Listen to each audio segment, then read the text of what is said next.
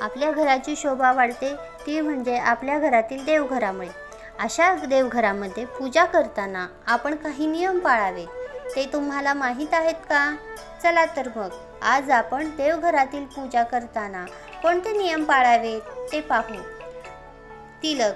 देवपूजा करताना सर्वप्रथम जो व्यक्ती पूजा करणार आहे त्याने स्वतःच्या कपाळाला तिलक म्हणजे गंध लावावा. जर आपण गंध किंवा तिलक न लावता पूजा करत असू तर ती पूजा निष्फळ होते असे धर्मशास्त्रात सांगितले आहे. पूजेसाठी वापरले जाणारे पाणी. आपण देवपूजेसाठी जे पाणी वापरतो ते शिळे नसावे. जर ताजे पाणी उपलब्ध होत नसेल तर पाण्यामध्ये तुळशीचे पान किंवा गंगाजल टाकावे. देवघरामध्ये आसनाशिवाय देव ठेवू नयेत आणि जी व्यक्ती पूजा करणार आहे त्या व्यक्तीने देखील आसनाशिवाय पूजाला बसू नये. घंटानाद.